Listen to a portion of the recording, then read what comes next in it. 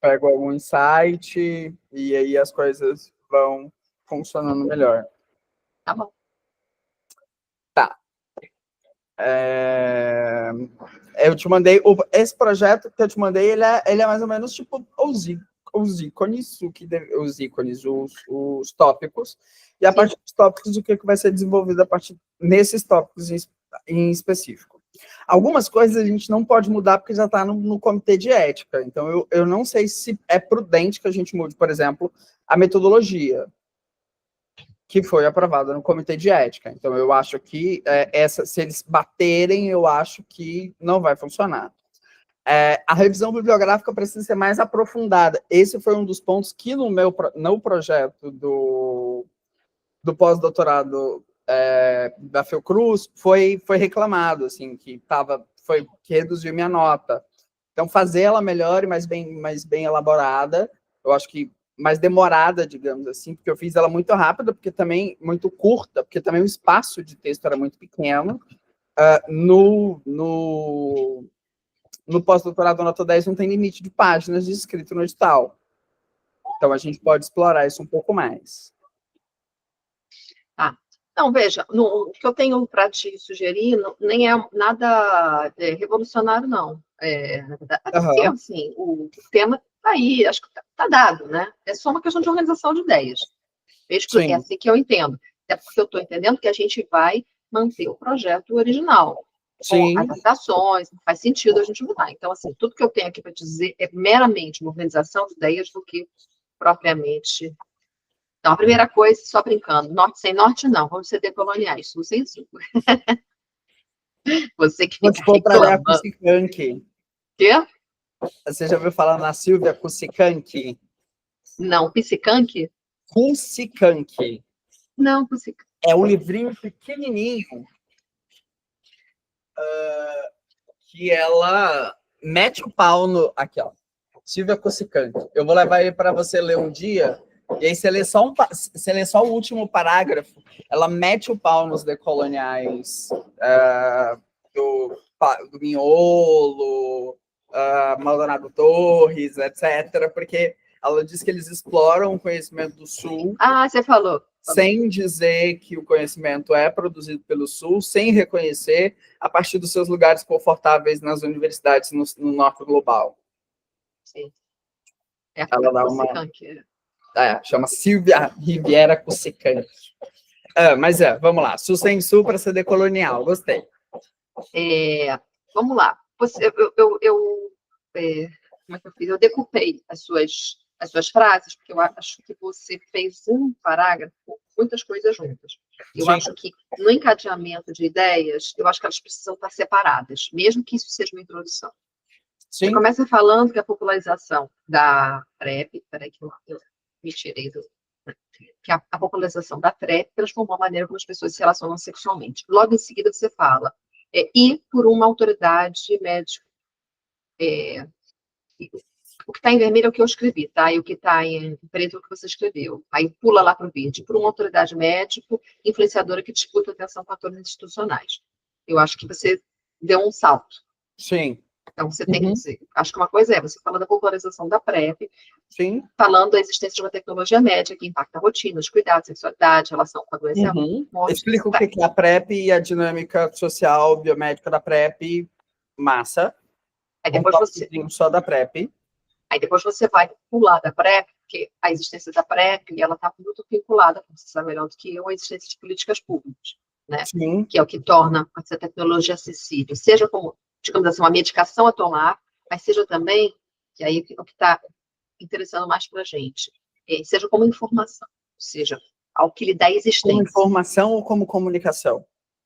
Mas o que eu estou chamando informação, não no sentido da ciência da informação, eu estou no sentido da existência, quer dizer, bem Foucaultianamente, a coisa ela só existe quando ela é nomeada. Sim. De repente você tem uma política de PrEP, que você tem lugares super bem equipados, organizados para ofertar essa política, mas ninguém sabe disso. Então, então você tem o acesso no sentido... Inclusive, te cortando, porque por mais que o PCDT seja nacional, e eu descobri isso recentemente, por mais que o PCDT seja nacional, a implementação processual de cada... é responsabilidade de cada estado/município. Então, o governo federal dá a diretriz, e a partir da diretriz do governo federal, o SUS, pela sua capilaridade, pelo seu processo de hierarquização, integralização, pelos seus princípios, ele vai distribuir cada estado, cada cidade responsável. E aí a gente tem um problema das cidades conservadoras.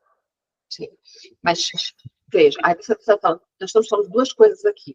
Isso que você está falando, que é super importante, que tem que estar, e eu tenho certeza que vai estar, porque você domina isso, enfim, óbvio que vai estar, né? Você até falou lá no final, né? Quando você coloca os pontos, vai explicar o que é a PrEP, como ela se organiza, isso está dado. Mas tem duas coisas aqui. Uma é o ponto que você está trazendo, de novo, do acesso no sentido físico e concreto. Então, você tem uma política pública, você tem uma descoberta científica, digamos assim, você tem a criação de uma tecnologia médica. Certo. A chegada dessa tecnologia médica à população não é imediata. Ok. Você está falando que a criação de uma política, você está falando que de uma distribuição a nível federal, dos entes federativos, como que se distribui, você está falando como é que isso chega, né, na unidade médica hospitalar, que unidade é essa? Isso tem uma dimensão, vamos chamar de concreta, no sentido da chegada do medicamento às pessoas. Ok. Mas a gente tem aí a segunda dimensão, que é um acesso no sentido mais, né, das pessoas saberem. Eu só vou tomar vacina se eu sei que a vacina existe, que ela está no posto. É a mesma coisa. Aí a gente está falando de política pública, mas de uma política pública de uma outra dimensão dela. E a dimensão, né, comunicacional, ou seja, eu preciso fazer com que as pessoas saibam. E essa parte é muito mais a tua parte, né? Você está pensando... Sim, é onde a gente entra. Exatamente. Então, tudo aquilo que você vai dizer, você tem que dizer, pagar um pedágio, etc, etc. Mas aí você vai puxar para... Mas ela não faz sentido, a política pública não faz sentido se ela não for conhecida pelo público e acessada pelo público. Você pode até fazer a brincadeira do conhecida e reconhecida, porque o conhecida as pessoas sabem que existe. O Sim. reconhecida é no sentido das pessoas incorporarem aquilo como algo que seja passível e que seja para elas. E aí tem todo o jogo que você está querendo investigar. Que aí tem as batalhas morais, aí tem a forma como você coloca quem fala. A fila ser para homens brancos, a PrEP servir como ansiolítico sexual para homens brancos, etc. Essa é a parte que te capta nesse latifúndio, não que as outras não sejam importantes, mas as outras são a pré-condição para você trazer no seu projeto o que te interessa. Ok. E aí, quando você vai falar, é aí que você chega nas plataformas, entendeu? Que aí você vai dizer, bom, mas como é que a PrEP, ela toma existência enquanto um fato social? Ela só toma existência enquanto fato social, né, esse espaço de existência social, não é que seja só lá, mas um espaço importante em que ela toma existência como fato social é na ambiência digital. Aí chegamos ao teu objeto.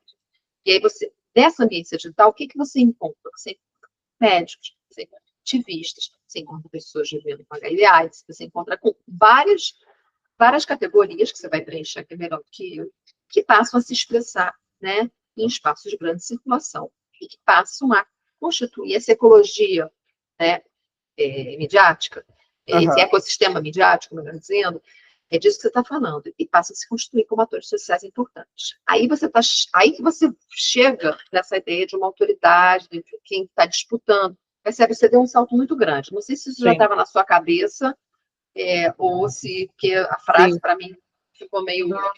eu meio que juntei tudo ali, do tipo, ela vai ler e vai catar.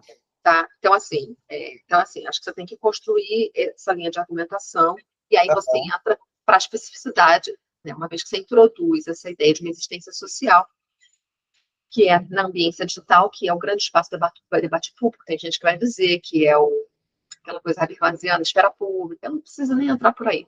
Mas... Sim. A nova esfera pública, ela vai falar sobre isso. Sobre nova esfera pública. Eu acho que não seria bem por aí. Eu acho que seria como um novo espaço de sociabilidade.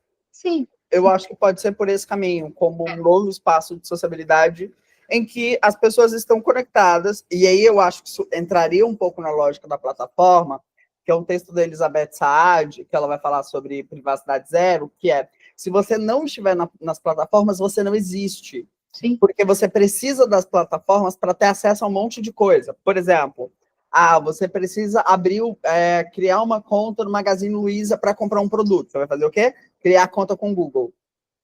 Se você não tiver um e-mail do Google, você não consegue baixar aplicativo no celular. Sim, mas aí a gente está falando, sim, eu acho que todas essas coisas são importantes quando você for abordar o item das plataformas digitais.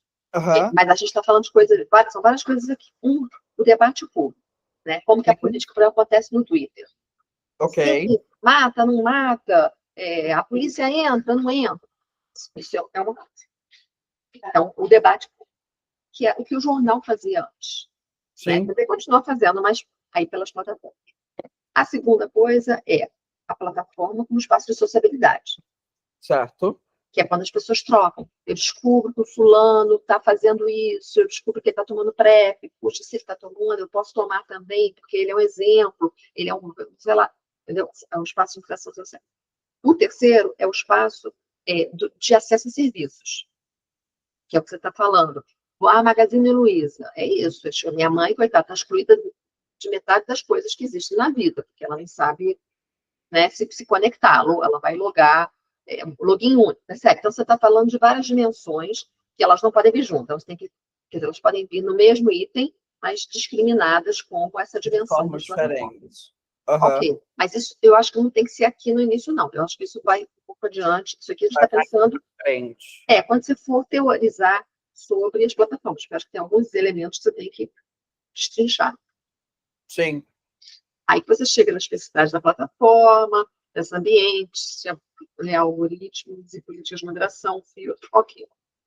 Eu coloquei aqui. É importante essa questão porque isso foi o que a gente usou lá no Ricardo Cores, que é a questão do desafio também, porque assim, por mais que a gente não pode criar a ideia de que as plataformas são... tá, agora tem plataforma, todo mundo pode falar sobre PrEP, todo mundo vai ter acesso à PrEP graças à plataforma. Sim. Não, de jeito nenhum. Não. E aí a gente vai apontar essa dimensão da plataforma. Olha, a mídia tradicional não tem cobertura, a mídia tradicional não dá cobertura, ou dá uma cobertura mínima, irrisória, e além dessa cobertura ser mínima e irrisória, as plataformas, elas também representam desafios para que as pessoas falem sobre a política pública, o que faz com que a política pública seja necessariamente, ou não seja, conhecida e reconhecida pelo público para quem ela é importante. Eu acho perfeito. Acho que você está falando da coisa dos algoritmos, né, das bolhas. Eu acho que isso é perfeito, até para desconstruir uma visão, que, apesar de eu não reforçar isso, eu sempre falo, mas, Kátia, eu tenho uma visão diferente da sua. Ela não fala isso, é óbvio que não tem nenhuma ingenuidade. Né, não tem uma visão celebratória das redes sociais que agora todo mundo se comunica. É uma coisa meio pastéis. Não, de forma nenhuma. De forma nenhuma. Não, eu acho que você tem que trazer isso, com certeza, para o seu trabalho. Acho que você pode, inclusive, nessa introdução aqui, falar da algoritmização, etc. Eu acho só que você não tem que aprofundar. Eu acho que você vai aprofundar depois. Ok. Tá? Porque aqui é um pouco assim, o trailer do filme. Né? Ok. Algoritmização, governança e etc. Isso. Pontos teóricos a desenvolver. O que eu coloquei esses pontos teóricos agora é porque eu não tinha visto, ainda não tinha chegado ao final. Diminui um pouquinho o zoom para que eu consiga... Aí, agora eu estou conseguindo ver tudo. Porque... Especificidades da plataforma. Isso aqui, depois a gente conversa, que é o que eu vou falar mais adiante, né? É o lugar da autoridade. Isso aqui, inclusive, eu ia dizer para a gente escrever um artigo sobre isso. Já está nascendo um artigo aqui. Sim, a gente já tem o material coletado. Depois eu volto para isso. O que escrever para o projeto já serve como base teórica para a gente escrever o artigo. Aí a gente só faz análise. Porque, por exemplo, isso aqui, eu acho que a gente já conversou sobre isso quando eu te passei a bibliografia, né? Sim. O que eu acho que é o ponto central aqui? É a gente mostrar como o processo histórico, por um lado, o processo de medicalização, pelo Foucault, pelo Conrad, né? Foi Conrad, principalmente, Zola. essa medicalização também vai aparecer na Clark e companhia. Não, sim, essa é a biomedicalização. Aí já é, é um momento de inflexão. Só fiz um... entendi agora. Entendi. O que o Foucault vai falar? Ele vai mostrar aqui um pouco a lógica do Conrad, né, que é from badness to sickness. Então, o Foucault vai falar da emergência do biopoder, ou seja, dos médicos com autoridade, etc., da construção do saber poder, né, para os cadáveres. Isso você já leu, você domina. O que o Conrad vai falar? Ele vai fazer... Você chegou a ler o Conrad? Muito pouco. Eu não cheguei a ler todos os textos que você mandou.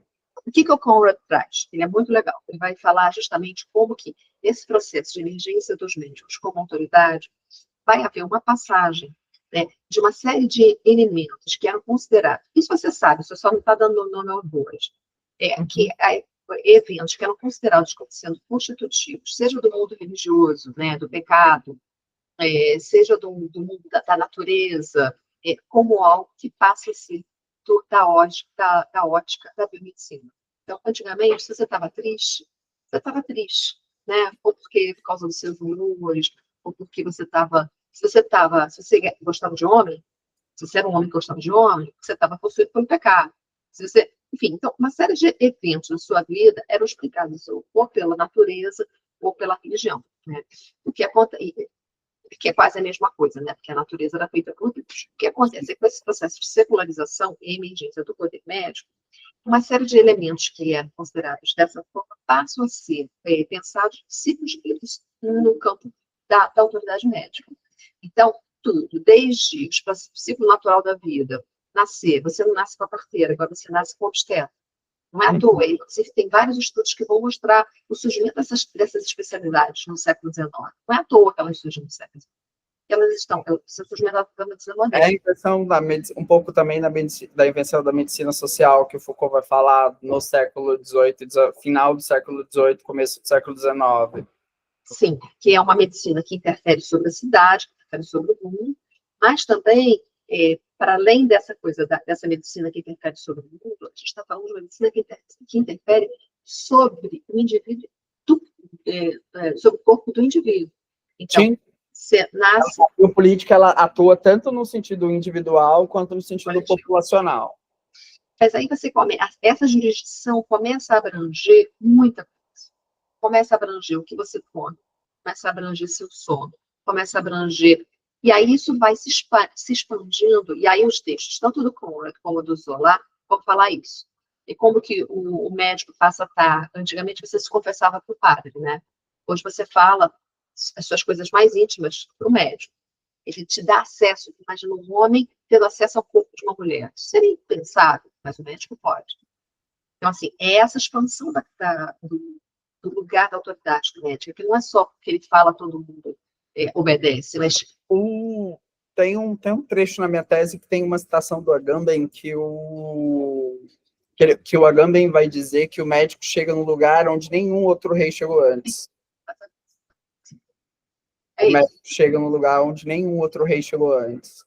Perfeito, então você já domina isso. Eu vou dar uma recuperada nisso. Eu tenho um tópico na tese sobre isso.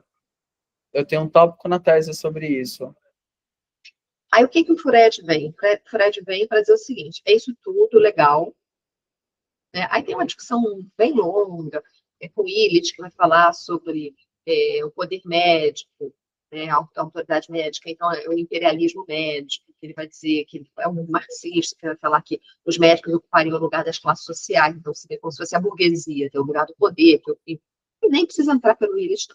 Aí chega o Freud e vai dizer, beleza, tá tudo certo. Só que está acontecendo uma nova situação aqui. É que essa incorporação, né, dessa lógica está tão forte que ela está sendo incorporada pelos sujeitos. E, primeiro, ela está começando a não precisar mais dos próprios médicos. Ou seja, a biomedicina... Nicholas Rose? Oi?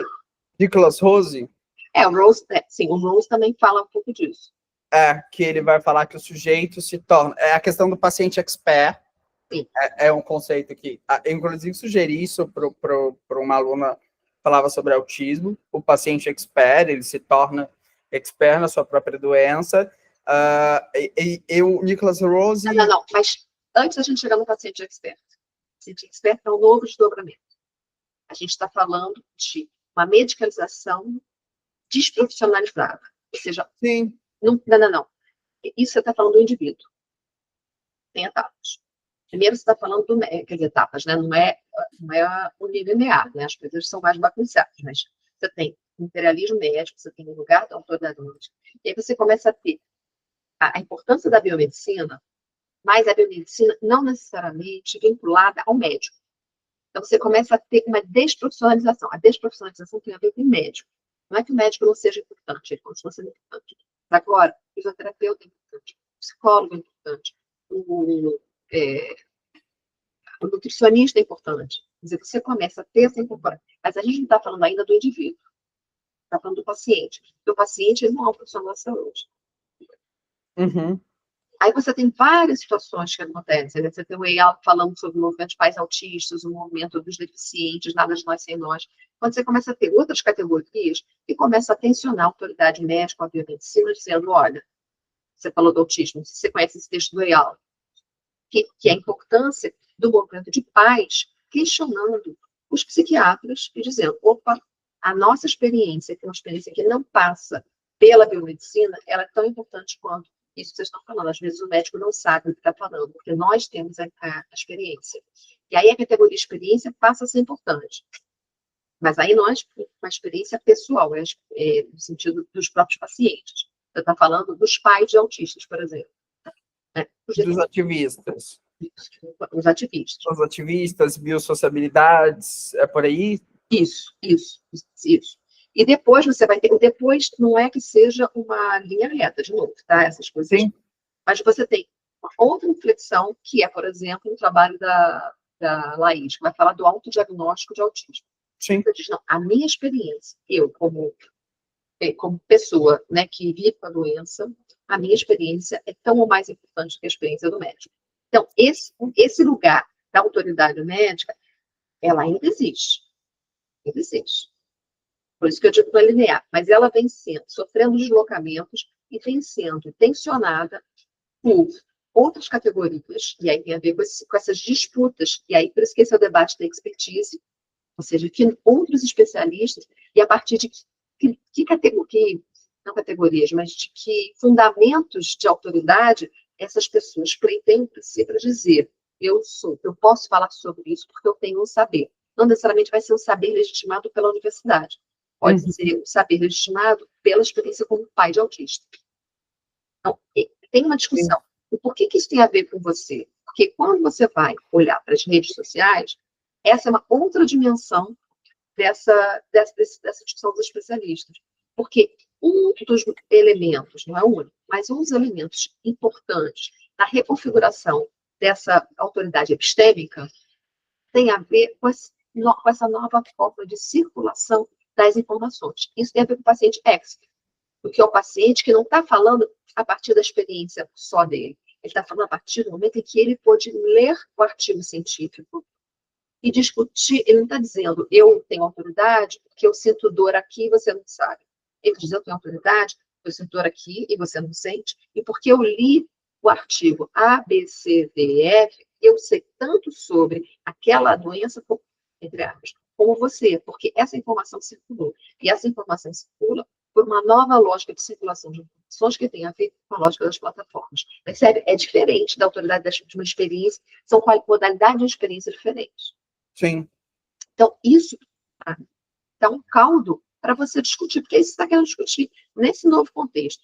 Sim. As autoridades... Eu acho que isso é a parte inovadora do processo também. Essa é a parte inovadora, porque a gente precisa pensar em algo que seja inovador. Qual que é a lacuna que a gente preenche? A lacuna que a gente preenche é esse lugar desse expert nesse contexto de circulação de informação sobre PrEP. Porque, no fim das contas, esse expert pode ser a pessoa responsável por fazer com que a pessoa tenha acesso ou não à informação sobre PrEP.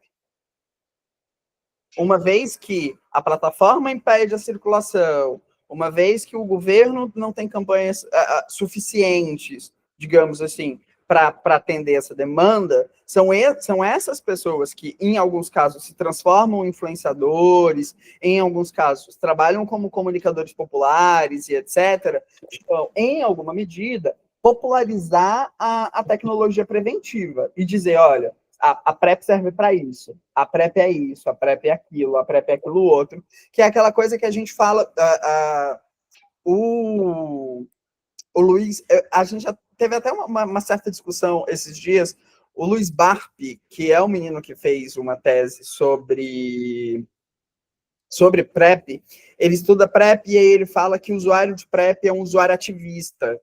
E aí, mas ele só que ele meio que muda, ele meio que traveste o conceito de ativista para uma perspectiva meio nova, que eu não concordei muito, assim.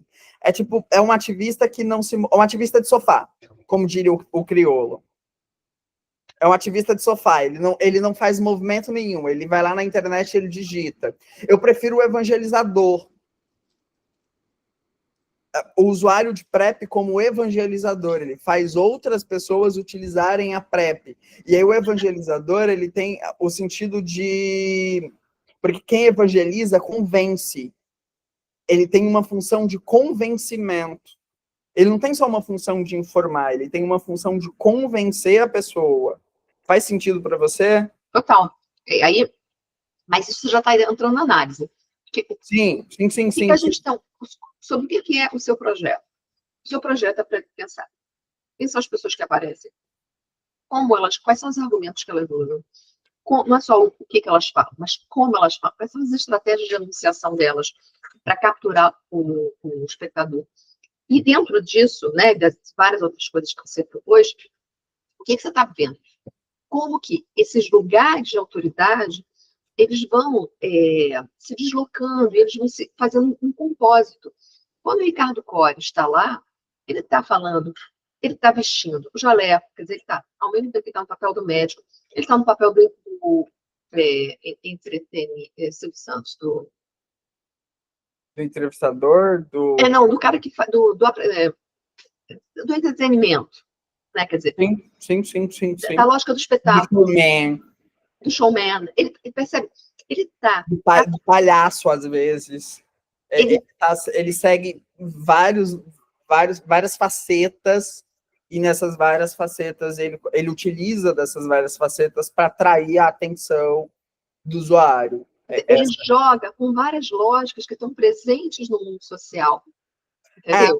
Que é diferente do Doutor Maravilha, que se utiliza de uma lógica, mas é uma lógica, por mais que tenha uma cara médica e uma cara medicalizada, digamos assim, ela é uma cara meio nerd infantilizada, que recupera as coisas que são características da idade dele, dos milênios, que é uma idade que carece de ser protegida, que são os pokémons e etc. Ele mostra um pouco da sua vida pessoal, ele acaba vivendo essa vida meio dupla, assim, que é completamente diferente daquilo que acontece com o Sidney Pimentel, que eu cheguei até a falar sobre ele com você.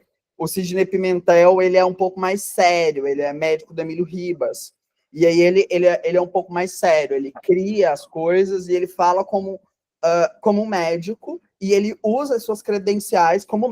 Não que os outros não usem, todos os outros usam as suas credenciais como médico. O Doutor Maravilha é o único que usa a credencial como médico a partir de um apelido. Mas todos os outros usam as suas credenciais. Eu sou doutor médico, sou o doutor Ricardo Cores, médico infectologista. Sou o doutor Sidney Pimentel, médico infectologista do Hospital Emílio Ribas.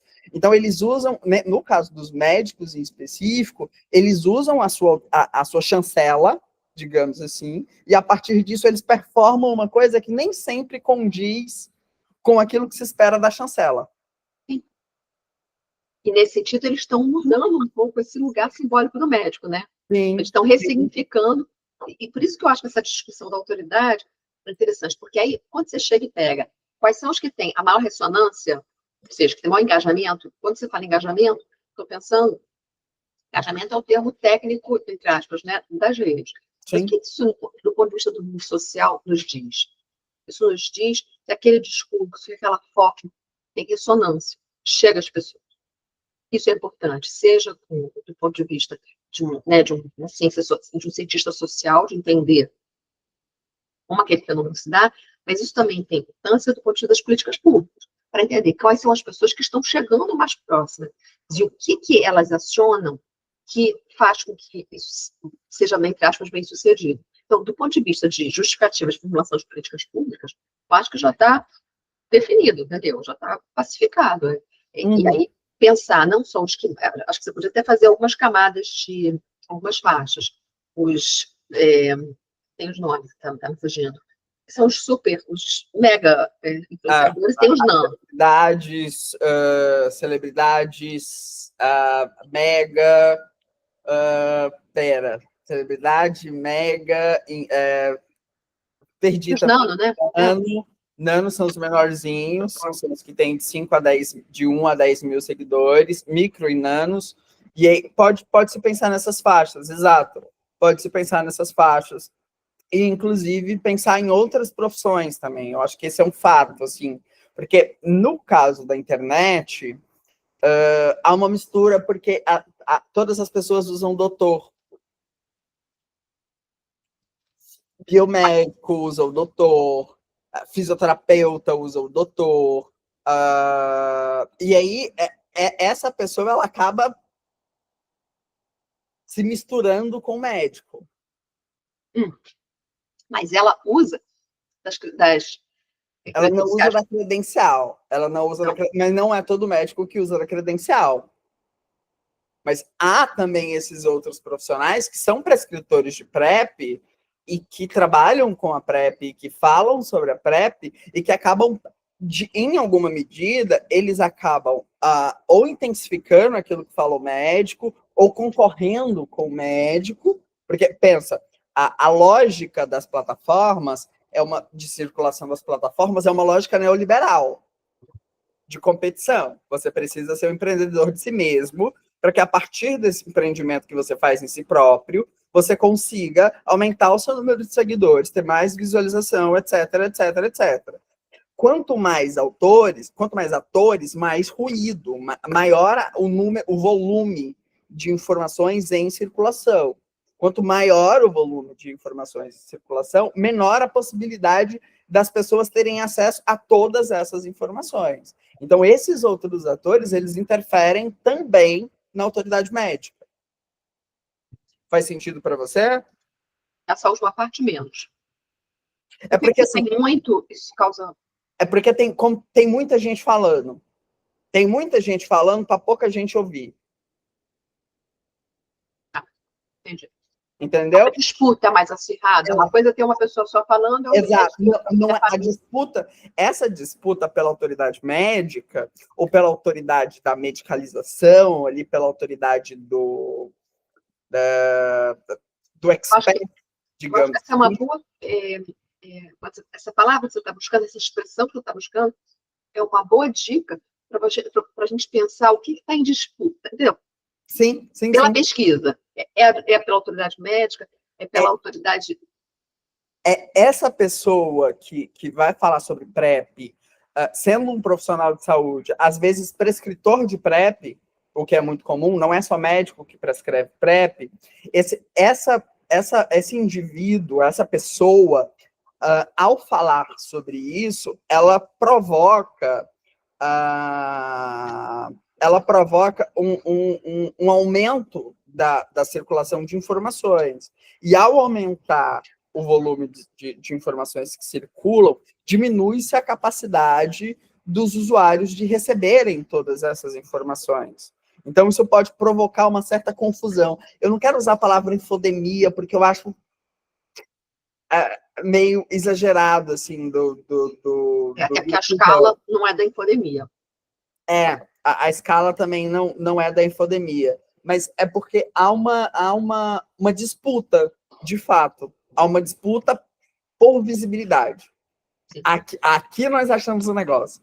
Há uma disputa por uma questão da autoridade médica e há uma disputa por visibilidade. Mas a pergunta é, eu concordo plenamente com você, há uma disputa por visibilidade. Mas quais são os atributos que são acionados para você ganhar essa corrida? Essa é uma pergunta sua, de Sim, pesquisa, sim, entendeu? sim.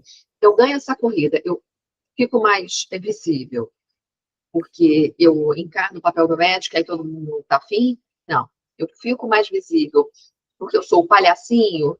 Não, ganha essa corrida quem entende melhor a lógica das plataformas. Pois é, eu ganho, mas o que é a lógica das plataformas? Isso não é uma entidade. O CODES, por exemplo... Os algoritmos, aquilo que o Instagram libera como a modificação de criação, a linguagem, o tipo de linguagem, escolher um nicho, construir uma persona, e aí são coisas de marketing. Essa construção de personagem, tipo o Ricardo Cores. Você viu o Ricardo Cores com, eu tive um sonho e um publicitário. Entendeu? Então, há um investimento, de fato, como empresário de si, para que isso aconteça.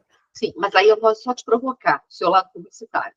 Eu entendo o que você está falando e está certo. Não estou discordando, não. Só que essa lógica das plataformas é uma lógica também do mundo social. Sim. Entendeu? Quer dizer, se eu não vivesse um mundo do entretenimento, da espetacularização,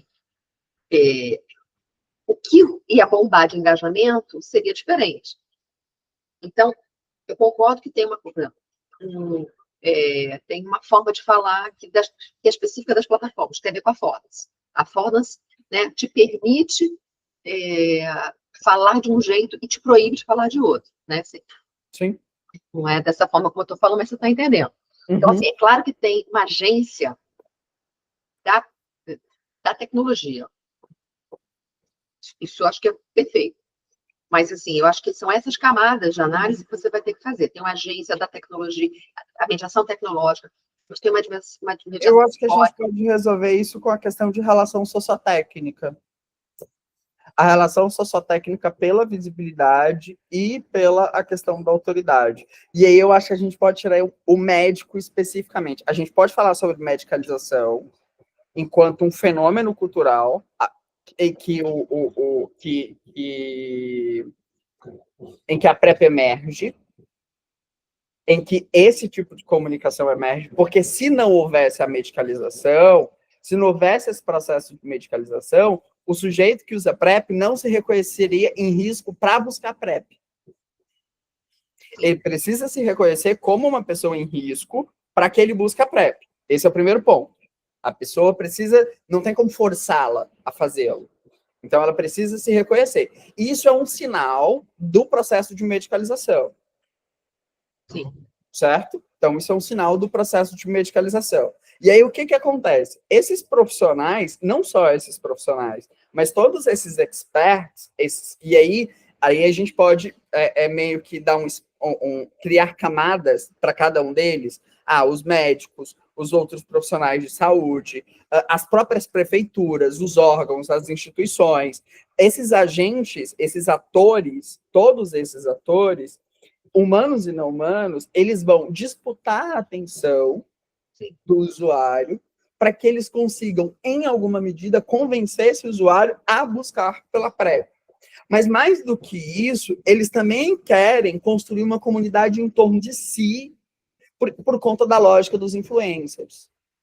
Sim, sim, mas só acho que é isso.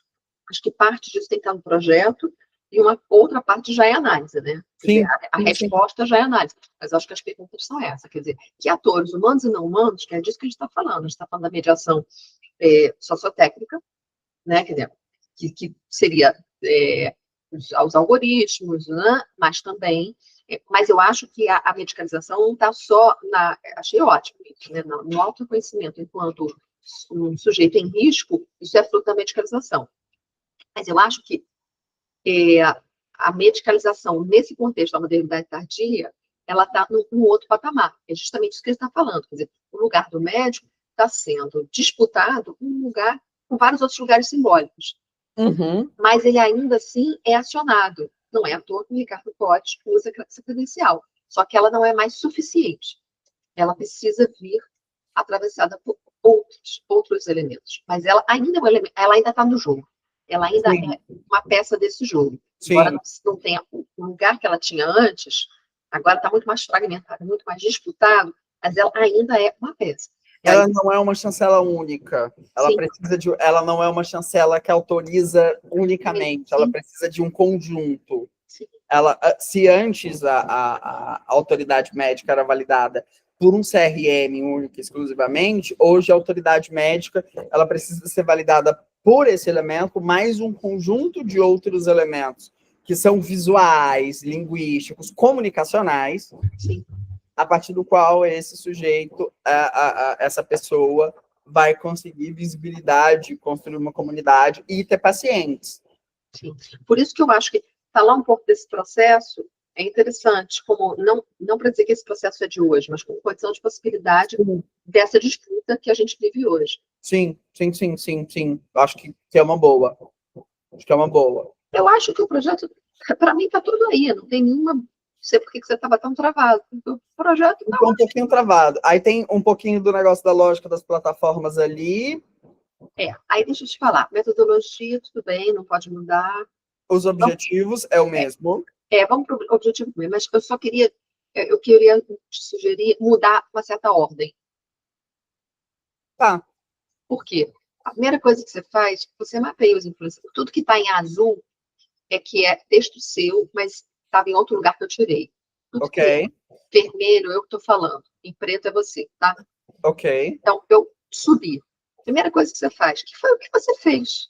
Você mapeou os influenciadores digitais brasileiros, né, que abordam a PrEP, Você está querendo mapear todos. Isso você tá fazendo. Mapeei. Qual é a segunda coisa que você faz? Eu acho que faltou você dizer que você está querendo entender que argumentos e que dispositivos de anunciação são utilizados, não é? Sim, a gente já fez isso, né, com cores. Sim, mas você vai fazer de novo. Sim, a gente vai fazer num volume maior agora, numa amplitude maior. Mas eu não localizei. Mas a gente já fez um pré-teste, assim, digamos, com cores. Agora é ver os outros, criar categorias para esses outros e analisar esses outros a partir dessas categorias etnográficas. Ó, o Marlon falando de etnografia. Está mais claro o que é o etnográfico para você agora? Tá. Pensar a partir dessas categorias etnográficas como que se dá a construção desses agrupamentos. Porque não dá para analisar um por um, porque o volume é grande. Mas essas categorias, como que a gente vai criar essas categorias e, a partir dessas categorias, classificar esses atores e os enunciados. Qual a condição de emergência desse enunciado para aquela pessoa naquele contexto. Isso implica de você analisar os enunciados em si. Sim. E os dispositivos de anunciação, porque isso tem a ver não só numa perspectiva discursiva, mas então, troca argumentos por enunciados. Sim. Já para... E fica mais redondo, tá certo. Porque eu acho que não é bem argumento. Argumento fica uma coisa meio do tipo, eu estou tentando vender o negócio. Eu acho que é enunciado no sentido Foucaultiano mesmo, assim, do tipo, naquilo que é uma condição de emergência naquele período histórico. Então, quais são os enunciados e quais são os dispositivos de anunciação mobilizados, né? E aí os dispositivos de anunciação têm a ver tanto no sentido discursivo, mas também no sentido das lógicas da rede, da plataforma. Porque os dispositivos de anunciação também estão articulados aquilo que é possível de ser dito num tempo histórico e num contexto sociotécnico. E você acha que a gente menciona isso no objetivo? Sim, com certeza. Tá, ok. Você até pode falar na metodologia de novo isso, mas assim, tem uma coisa dos atores, uma coisa dos enunciados, aí você vai trazer o seguinte, então você mapeou quem era, aí você vai selecionar, você vai fazer todo mundo, de repente, você vai para a metodologia, você mapeou. Depois que você mapeou, você vai entender o que eles falam, como eles falam. Ok. Aí depois você vai tentar também, parte dessa lógica de como eles falam, é também o que ressoa mais, né? Ou seja, Sim, qual tem o maior alcance. Então, tá aqui, enunciado, dispositivo de enunciação, engajamento. Aí uma outra dimensão disso é tensionamento. Quer dizer, o que tensiona? O que ao falar, por um lado, cria mais adesões e, por outro lado, cria mais fricção. Não seria melhor a gente pensar em controvérsia? Aí. Controvérsia é uma categoria laturiana que tem a ver com, se você quiser trazer os dispositivos sociotécnicos, atores humanos e não humanos, controvérsias, está um pouco dentro dessa... Tu pode mobilizar esse... É uma possibilidade, eu acho que se a gente for pensar, por exemplo, naquele... Teve um texto que a gente escreveu, e aí eu não vou lembrar qual, que tinha... que os 2 vídeos que tinham a maior audiência eram um vídeo da Lia Clark, com o Ministério da Saúde, e um vídeo de um pastor, que traziam 2 visões, 2 perspectivas completamente diferentes sobre PrEP.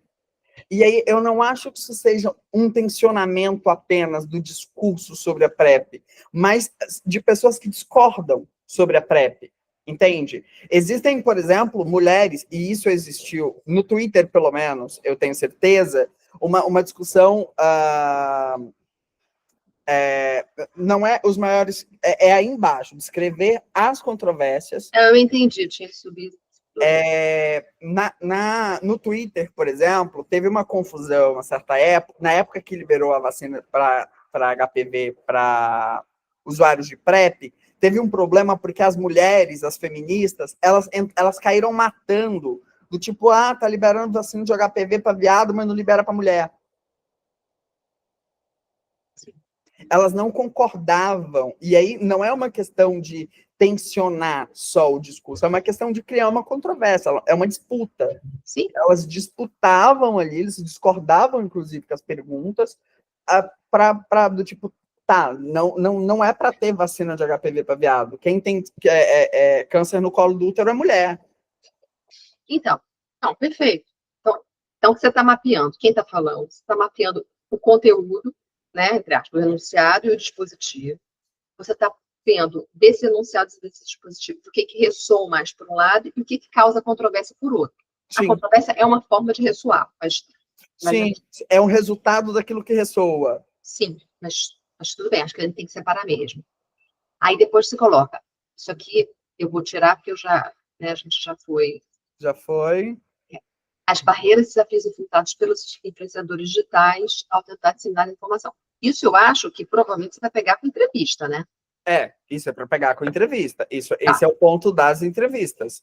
Porque não tinha nenhum objetivo para entrevista. Do tipo, como é que eu vou... O que eu vou pôr para entrevistar? Isso aí é para entrevistar.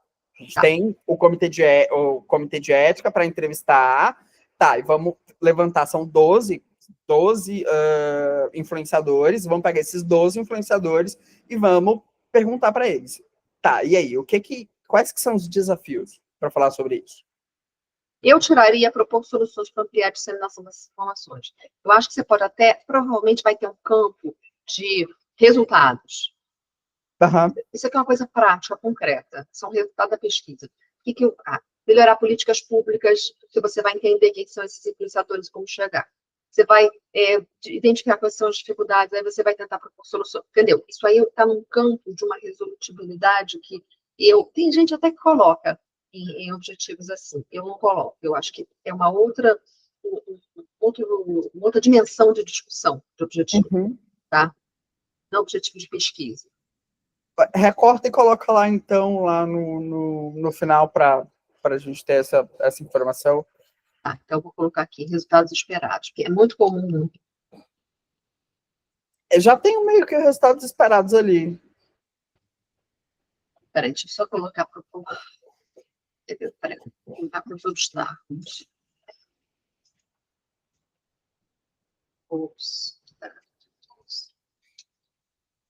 Para disseminação da prevenção, né? Colocar que você vai ter prevenção e soluções para. Ok. Eu vou tirar isso aqui que já foi. Pontuar as barreiras e desafios, isso é com entrevista. Mapear os influenciadores já foi.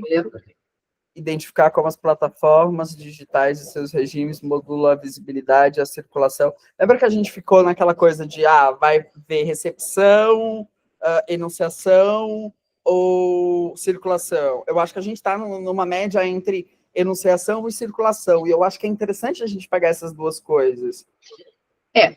A produção a gente pega quando a gente vê os enunciados lá, Sim. São sentidos propostos. Sim. A circulação, aí tem essa coisa da lógica do engajamento, dos comentários. A gente vai ver comentário? Não tem como, Kátia. Não tem como. Não tem. Se a gente fizer um recortezinho de alguns que controvérsia, como é que você vai ver a controvérsia? Podemos. Eu acho que a gente pode ver controvérsias entre dois atores. Dois atores. Os dois, vai ter ator que não concorda. Você viu o negócio? Você viu o pastor? Dialogam entre si? Você viu o pastor? Como assim, dialogam? Porque, veja, uma coisa é, eu mapeio 5 influências. Aham. E aí eu vejo que um é um pastor falando absurdo, outro vamos fazer a PrEP é tudo de bom, não sei o que lá. É isso que você está chamando de controvérsia? Sim, aí vai ter essa disputa. Porque, veja, isso é uma controvérsia no sentido de que eles estão dialogando entre si. Porque quando você chega e alguém fala, não use PrEP, porque a PrEP é coisa do... Não, vamos usar a PrEP. Aí chega um comentário e fala, não vamos usar PrEP porra nenhuma, porque PrEP é coisa do diabo. Aí chega um outro que fala, não, temos que usar para dizer que ela... Percebe? Você tem um debate, uma controvérsia no sentido da disputa dentro de uma mesma cena discursiva. Aqui você está pegando cenas discursivas que são diferentes. Discursivas diferentes, sim. Não estou dizendo que não seja controvérsia, mas está entendendo? Sim. Porque eu estou pensando no volume, Kátia. Estou pensando... Vamos pensar, por exemplo, Ricardo Cores. Sei lá. Eu acho assim, se a gente fizer uma... Aí a outra discussão de metodologia, que a gente tem várias saídas. A gente tem etapa número 1, vou fazer um mapeamento.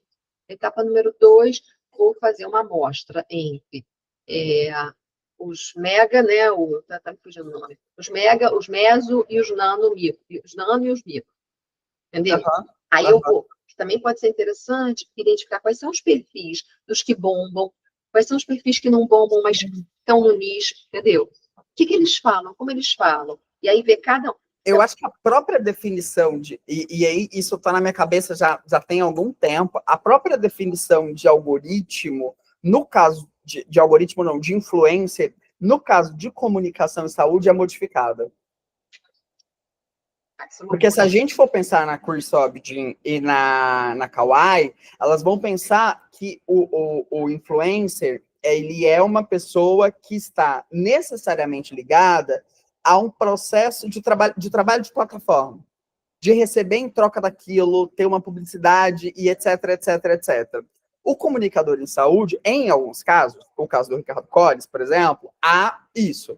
O caso do Doutor Maravilha, não. O Doutor Maravilha usa isso, sorria, como capital simbólico.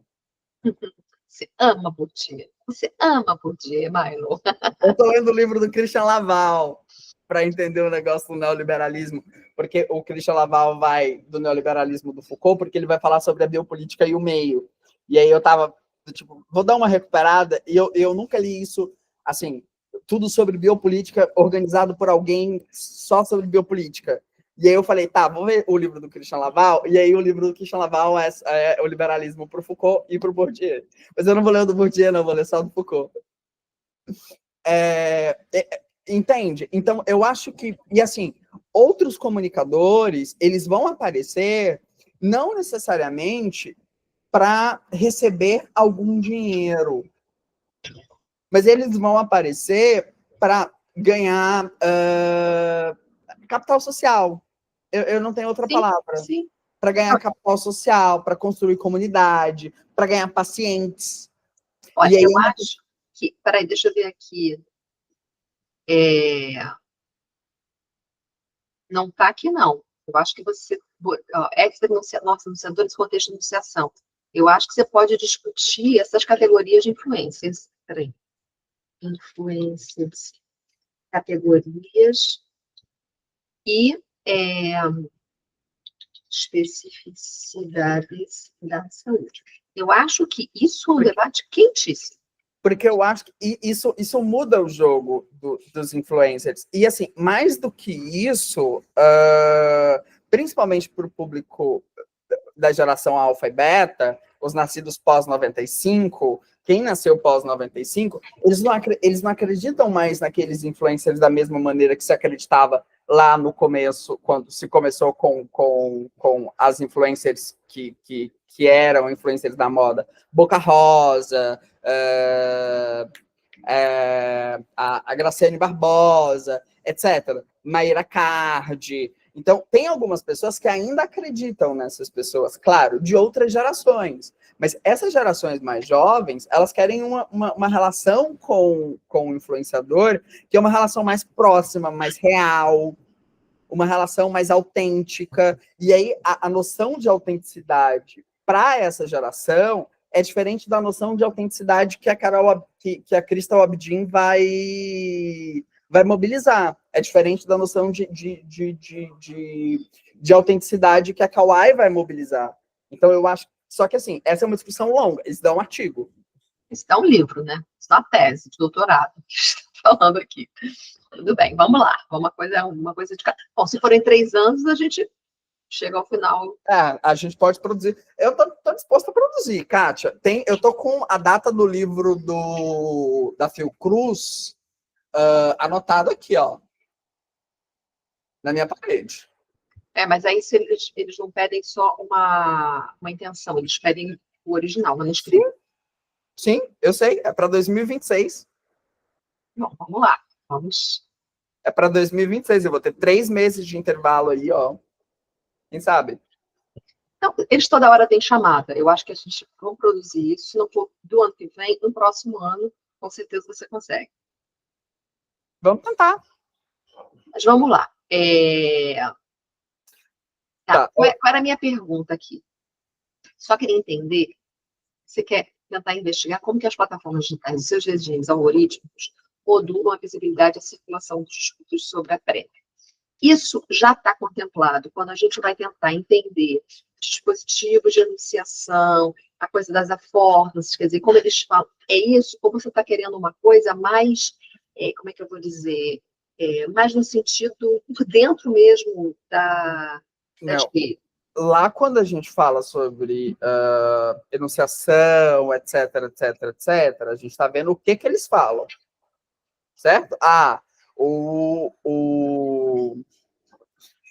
Cores fala rosquinha ao invés de ano. Sim. Mas ele está dialogando com... Está dialogando com a plataforma. Por isso que eu estou falando disso aqui.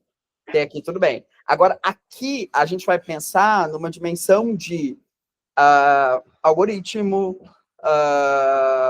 sociedade das plataformas, como é que as plataformas funcionam, qual que é a lógica das plataformas, performatividade algorítmica, datificação, capitalismo de vigilância. Não, tudo bem. Eu posso entender que isso a gente possa trazer vamos dizer, um cabedal teórico que fale sobre isso.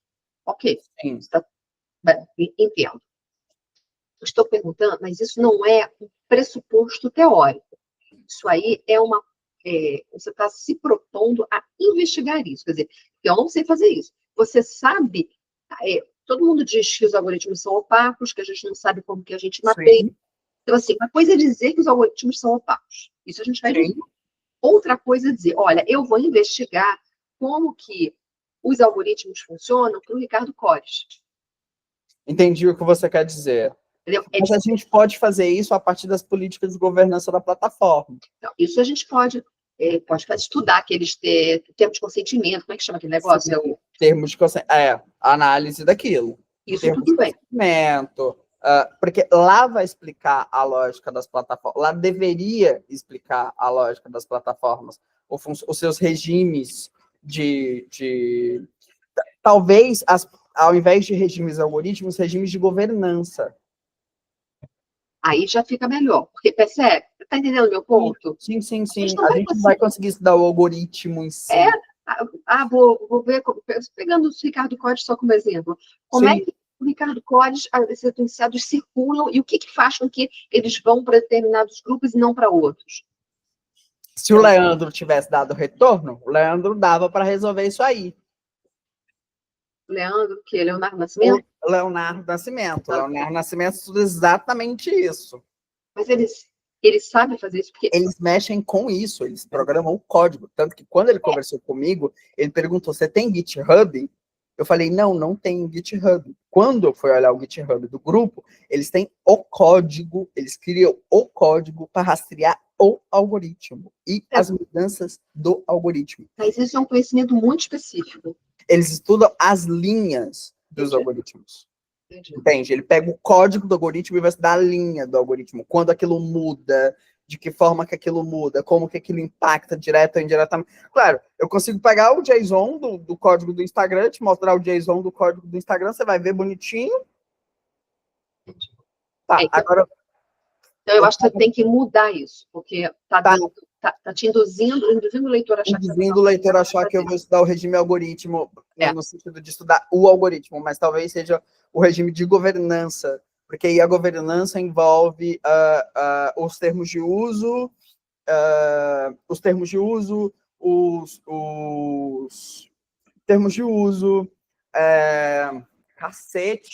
diretrizes da comunidade, os comunicados. Sim. Os comunicados. Tipo, o comunicado do Mark Zuckerberg no começo do ano foi um impacto gigantesco para o mercado. A Shoshana Zuboff começa o livro com o capítulo dela no Tecnopolíticas da Vigilância, ela faz um tópico inteiro sobre uma fala de 3 linhas. A Shoshana é foda. Ela fez um capítulo inteiro de 50 páginas no livro, a partir de uma fala do cara de umas 4 linhas, Kátia. O cara do Zuboff, ele é o quê? Ele é israelense? Não faço a mínima de onde... Shoshana é um nome não, da Universidade de Harvard, que ela tem 73 anos. Deixa eu ver. Não faço a mínima de onde que ela seja, só sei que, assim, Capitalismo de Vigilância não me peça para ler, Kátia. São 800 páginas. Ela é americana. São 800 páginas, Capitalismo de Vigilância. Mas eu li outras coisas dela que ela escreveu fora do Capitalismo de Vigilância e li alguns capítulos de Capitalismo de Vigilância. Mas é uma possibilidade, assim, tipo, cara... de como que ela produz. Eu acho ela incrível demais. Demais. Gente, ela passou parte da infância na Argentina.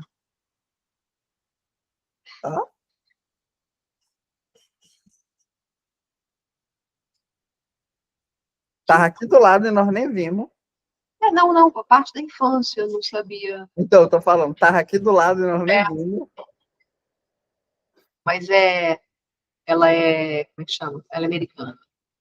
Eu imaginei que ela tivesse produzido nos Estados Unidos, mas por causa do nome eu falei, quer dizer, mas imaginei não, eu sabia que ela tinha produzido nos Estados Unidos, mas o nome eu falei, ela não nasceu lá, mas nasceu.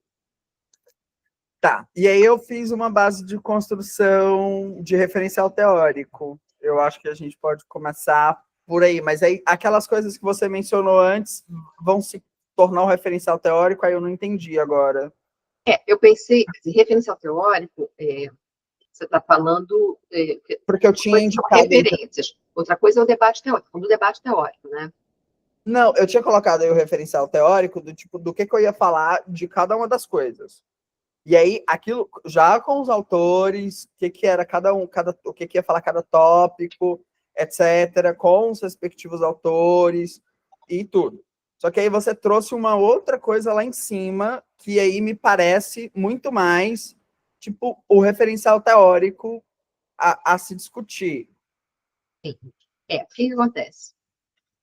O que eu tinha sugerido era começar discutindo isso aqui, que é um pouco isso, autoridade médica, biopoder, né? Medicalização. Troca biomedicalização por medicalização. Troca Clark por Foucault. Não troca. Aglutina, tá? Ok. Tchau, boa viagem. Ok. Tá, joia.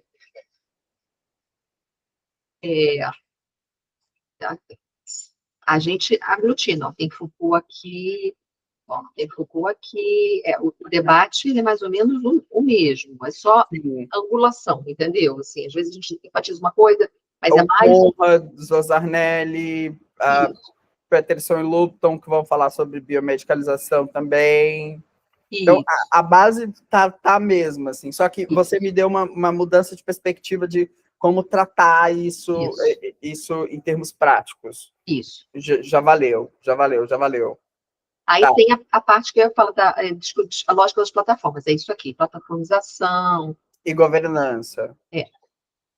Bom, isso aqui, na verdade, ó, isso aqui está junto não, mas está sequencial a isso. A gente está falando, para que você vai falar de biopoder, de medicalização barra biomedicalização? Porque você está falando do lugar da medicina, né, na gestão dos corpos, não é isso que você está falando? Sim. Esse lugar da biomedicina na gestão dos corpos, ela tem a ver com a emergência da autoridade médica. Por quê? Por que ele vai gerir os corpos? Porque ele é a referência, ela é a referência. Então, a gente está falando da mesma coisa aqui. Sim. Mas aí, o que eu estou sugerindo é que você fale, né? Bom, até aqui é biopoder. Ó, isso aqui, ó, eu vou colocar de cinza. Isso aqui é isso aqui. Ok. Aí, quando eu continuo, é isso aqui, são os novos experts, quer dizer, é como que, expert é o especialista, quer dizer, como que o especialista é aquele que é autoridade sobre um determinado saber. Eu estou dizendo aqui, num dado momento, a autoridade sobre o saber era da biomedicina. O que a gente vai falar é que vai se deslocando até chegar na emergência de novas autoridades, que rivalizam com a autoridade médica. Esse é o sentido desse outro tópico aí. Desse outro tópico. Certo. Que aí é onde a gente vai fazer também a discussão sobre os influencers. Isso. Aí eu acho o seguinte, que você pode, né, vamos pensar... Eu acho que essa discussão sobre os influencers, ela pode ir para outro lugar, senão vai ficar muito grande esse tópico. Eu também acho, sabe por quê? Porque você pode, depois que você fala sobre... Põe em negrito os influencers lá. Não, sim, só um instantinho. Você começa falando sobre a medicalização. Aí depois você vai falar da mudança dos experts. Sim. Né? Aí depois você pode falar de uma mudança num cenário comunicacional. Sim, a ecologia comunicacional, aí plataformização e governança. Isso. Aí você não precisa entrar direto na plataformização. Fala do processo, que é o que eu chamo de mediação. O que eu chamo de mediação? É um processo social, né? Ou seja, sociologicamente explicar como que a comunicação passa a estar presente na nossa vida, no nosso cotidiano, e como que isso vem num processo, né? Vou dizer evolutivo, eu não gosto dessa palavra, mas como isso vai se acirrando. Então, da mediatização até a mediatização profunda. O que é a mediatização profunda? É a plataformização. Isso é o Carlon. Carlon também. É o Rap. Andreas Rap. É o Andreas Rap, é o Nick Coldry. Tá, Nick Coldry li. Tem inclusive o texto dele, do Coldry com Mejias. Eu acho que é super interessante para esse plataformização e governança. Só que eles vão falar muito mais de algoritmo e colonialidade de dados. Aí eu falei, não vou entrar nessa seara, porque isso é um pouco demais, já está extenso. Não, eu acho que não... Assim, de um lado tem uma mudança nesse cenário comunicacional, né, como que a comunicação toma se você pensar há um século e meio atrás, sabe, a gente mal tinha jornal, né? Pensa no século XVIII, XIX, entendeu? Você tem... você conhece o texto do Anderson, Comunidades Imaginadas? Como é que é o negócio? O Benedict Anderson, que vai falar sobre, chamar Comunidades Imaginadas, que ele vai falar como que a origem do Estado-nação se dá, entre outras coisas, pela possibilidade de pensar numa comunidade imaginada que tem como fundamento o jornal, o jornalismo, e aí você vai ter um outro autor que vai falar, Wolf Hannes, que vai falar sobre as comunidades transnacionais, que aí, dessa ideia de nação, você começa a ter uma outra ideia de comunidade transnacional que se dá a partir da internet, ou seja, das novas formas de sociabilidade. Então, a gente está falando disso, a gente está falando de como, né, as formas de interação social mudaram, a política mudou. Beleza, tudo isso com a televisão, mas aí chega a internet e vai acirrar esse processo, que já estava em curso, então, no decorrer do século XX. né? Quer dizer, o que está nos interessando aqui é muito mais a internet. Você pode dizer que isso faz parte de um processo histórico, que com essa ferramenta da mediatização profunda, né, você tem justamente as nossas práticas sociais atravessadas por isso. E aí isso se dá num contexto de plataformização, num contexto de algoritmização, então, novas dinâmicas. É intensificado nesse contexto, isso aí, desemboca, isso inaugura esse contexto de plataformização, de sociedade de plataformas. Agora, a gente precisa fazer uma escolha, eu acho, porque eu não queria misturar, por mais que muita gente misture, eu acho complicado a gente pensar nisso, nessa mistura, que tem capitalismo de plataformas, sociedade de plataformas, capitalismo de vigilância, tem muitos. Eu acho que a gente não tem que entrar tanto nisso, a gente tem que dizer que não é ingênuo. Dizer que o quê? Que não é ingênuo, né? Tem que falar. Sim. Mas eu acho que o teu projeto, ele não é sobre isso. Sim. Entendeu? Isso é uma pré-condição para entender como que esses enunciados circulam. Isso é fundamental. Mas não é sobre, você não está falando como sei lá, o Murtinho, que vai falar sobre dados, né? A proteção de dados, direitos. Aí tudo bem, aí é isso na veia, mas não é o seu caso. Então, eu faria uma coisa comedida. Ok. Tem muita coisa para falar. Aí, olha a lógica. Você fala da mudança, você fala da importância, né, da autoridade médica, né, você está falando de PrEP, você está falando de risco, né? Depois você vai falar, bom, essa autoridade está em disputa, novas lógicas. Ok. Aí depois você vai dizer, vem cá, essas novas lógicas são novas lógicas que dizem respeito não apenas às dimensões intrínsecas à biomedicina, mas elas dizem respeito a outros fenômenos que são exteriores à biomedicina, mas que afetam fortemente a biomedicina. E você pode, inclusive, fazer uma frase de ligação. O que é isso? É a mudança no cenário comunicacional. Aí você vai e se espalha. Mudou, papapá, aí depois você junta as duas coisas. Olha, novas formas de autoridade, novo cenário comunicacional. Deixa eu até colocar aqui. Criam novos enunciadores, criam novas...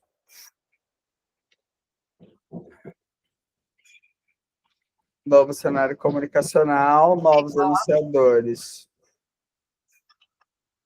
Novos enunciadores. Aí você vai falar. E eu acho que o termo novos enunciadores é melhor do que... E aí eu acho que eu posso fazer uma discussão entre esse novos enunciadores e o influencers. Eu acho que tá aí o jogo. Acho ótimo. Tá aí o jogo, porque a Crystal e a... Crystal, Bishop e a Kawai não fazem essa discussão a partir da hipermediatização. Elas fazem essa discussão a partir de uma lógica de mercado econômica, que não é nem de trabalhador de plataforma, elas não chegam a chamar de trabalhador de plataforma, é um trabalhador de plataforma, tipo o Groman, ela não chega nesse nível de discussão. É muito mais numa lógica comercial, relações públicas. Sabe? Isso é uma coisa de um comércio, de uma possibilidade de uma construção de uma imagem institucional, etc, etc, etc, etc. É muito mais uma discussão de relações públicas baseada naqueles autores das relações públicas, sabe? A Dreyer, a Carolina Terra, e etc. Se a gente traz isso para o cenário de hipermediatização, com o Carlon, aí eu acho que a gente pode pôr um contraponto. Sim. Eu tenho os influenciadores que funcionam nessa lógica, mas essa lógica não necessariamente serve para se falar em comunicação e saúde. Sim. Acho ótimo. Isso já é um artigo que a gente está escrevendo. Agora, eu acho que essa coisa, sexualidade, moralidade, comunicação e saúde, controvérsias e desafios da PrEP, eu não sei se eu colocaria na discussão teórica. Talvez essas controvérsias e desafios da PrEP sejam muito mais na sua introdução, quando você contextualiza, apresenta o seu objeto. Você fala dos desafios da PrEP, não sei, estou aqui pensando com você. Eu acho que pode ser uma possibilidade. A gente colocar utilizar isso como um cenário de atualização do contexto, sabe? Sim. Talvez até antes, talvez a gente possa até colocar, a gente faz uma introdução, que se conta o trailer do filme, e aí você pode esse cenário macro da PrEP, o que é PrEP, porque a gente não tem um tópico sobre PrEP especificamente. Então a gente precisa escrever sobre a PrEP na introdução. Sim. Ou mesmo que você faça uma introdução geral e você comece dizendo a PrEP, parará, aí você dá um cenário, que acho que é fundamental. Falar sobre esse cenário da PrEP e das novas dimensões da PrEP. E aí eu pensei numa lógica Brasil e pensei numa lógica Rio. Sim. Você acha que isso é prudente? Não sei, porque se você vai estar trabalhando com a lógica das redes, rede não tem território, rede é muito desterritorializado. Rede Então, desterritorializada. Por isso que eu pensei, mas eu pensei, vamos falar de Rio de Janeiro porque aí a gente agrada. E é verdade, a gente agrada não. Tem que ter alguma coisa bem lembrado. Porque aí se a gente fala de Rio de Janeiro, pega os dados do Rio de Janeiro, porque isso é fácil de conseguir. Pega os dados do Rio de Janeiro, no edital não fala que tem que ter alguma coisa para o Rio de Janeiro, tá? Não.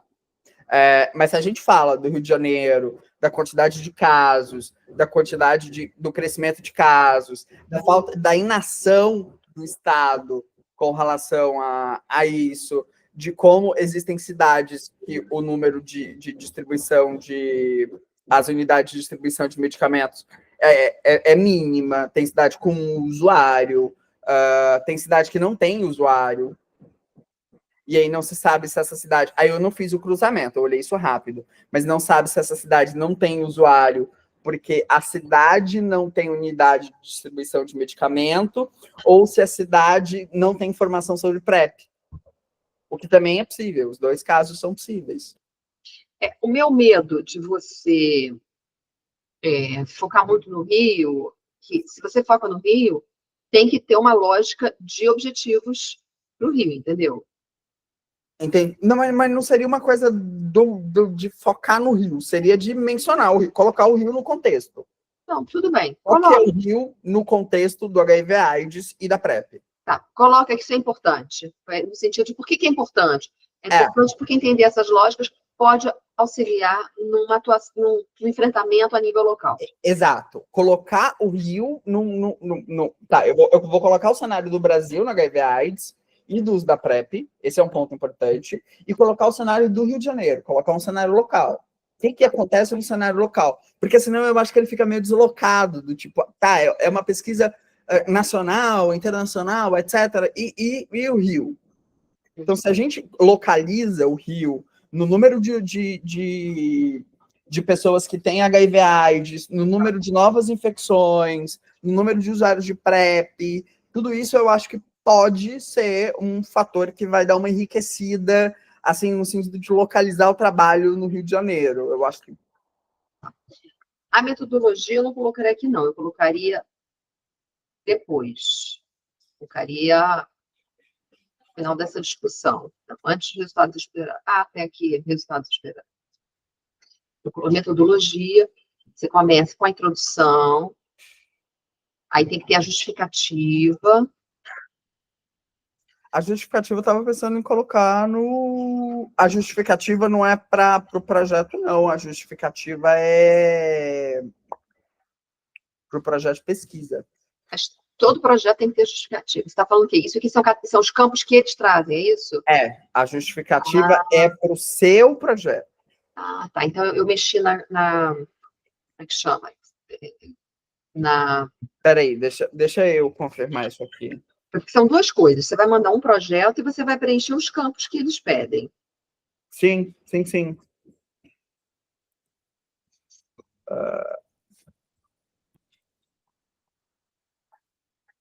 Kátia, meu amor, já vai dar 3 horas. Se você precisar ir embora...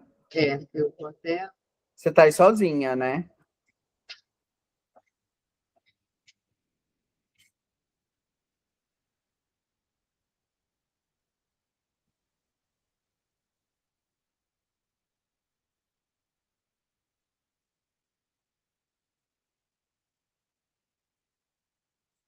Tá, eu vou dar uma olhada nessa justificativa depois, mas coloca ela aí e eu vou dar uma olhada. Eu não consegui encontrar o... independentemente de qualquer coisa, você vai ter que fazer uma justificativa, porque você vai mandar um projeto e o projeto tem que ter justificativa. Tá. Não existe projeto. Eu, se fosse avaliador, dizia, cadê a justificativa? É aquele feijão com arroz de projeto, entendeu? Introdução, contextualização, justificativa. Outra coisa, você acha que eu coloco o histórico de carreira aí no projeto? Tipo, quem eu sou, de onde que eu venho, o que é que eu faço? Eu acho que você pode começar o projeto dizendo como você chega a ele. Esse projeto, se bem que, peraí, sou eu que mando. A primeira pessoa sou eu. Não, eu acho que a gente pode fazer isso na justificativa do aluno para o projeto. Isso sim. Isso sim. Do aluno para o projeto, na justificativa. Aí você vai colocar todas essas redes que você tá, o boletim da Bia, tudo isso vai ser. Inclusive, amanhã tem visita ao apartamento do Richard para ver sobre o livro novo dele, que ele quer que eu editore. E aí eu vou falar com ele, porque eu não sou bobo nem nada, e aí eu vou fazer a vítima de que tinha uma publicação internacional, ganha e que não tenho mais, para publicar na revista que ele é o editor-chefe. Tudo bem. Vai que ele libera, se ele liberar a taxa de publicação, que é um absurdo. Qual é a revista que ele é editor-chefe?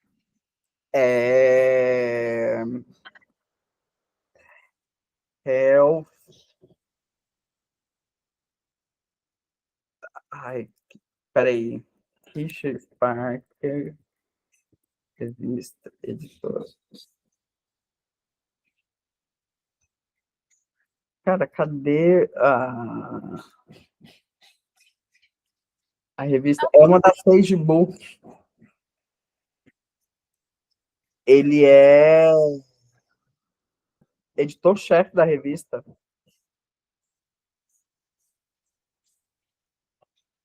Ele é quem toca o negócio todo da revista. Inclusive, as coisas da revista ficam na...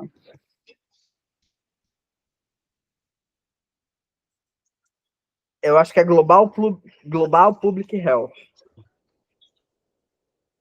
Ótimo. Global Public Health, da Taylor Francis. Se ele topar, se ele conseguir liberar a taxa de publicação, a gente escreve o artigo. Não. Tá, agora deu minha hora, são 3 horas. Eu vou te mandar esse negócio, coloquei justificativa, tá? E aí eu vou, a parte do PrEP, eu vou colocar aqui, avaliar onde colocar. Tá. Porque eu não tenho clareza, isso também só na hora que a gente escreve, que a gente começa, né? Sim. Mas aí depois vai para cima, vai para baixo.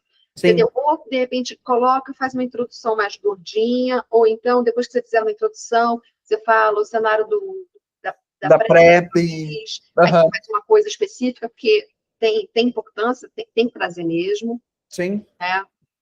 E... É porque também vai ter a revisão, né? Vai ter a revisão que vai falar sobre PrEP. E aí ela vai fazer uma leitura de tipo, tá, o que se estudou sobre PrEP e qual que é a lacuna? Sim. Então tem isso. Essa é uma questão. Tá? Bom. Ô, menina, não sei, ao invés de você dizer que tá perdido, eu quero ver você encontrado, tá? Tem nada de perdido aqui, tá tudo aí, a gente só tá organizando as coisas, né? Coloca aqui para cima, para baixo. Tudo que a gente falou, a gente já discutiu antes. Então, relaxa. É meu drama queen, tem que fazer o drama. Não tem... Tranquilo, tá tranquilíssimo, tá tudo dominado. Tá? A única coisa que eu achei que a gente precisava fazer era um pouco aquele deslocamento da questão do testemunho. Você vê que nem está aparecendo aí. Sim. Eu acho que se não tem, não tem. Vai aparecer quando aparecer no campo, ou seja, como uma forma de legitimidade, é a autoridade da experiência. Eu acho que é possível que vá aparecer no trabalho da Eduarda. Pode ser. Pode ser. Eu acho que é possível que vá aparecer no trabalho da Eduarda. Não de quem tem acesso, mas de quem não tem acesso. O testemunho da mulher cis que não tem acesso à PrEP.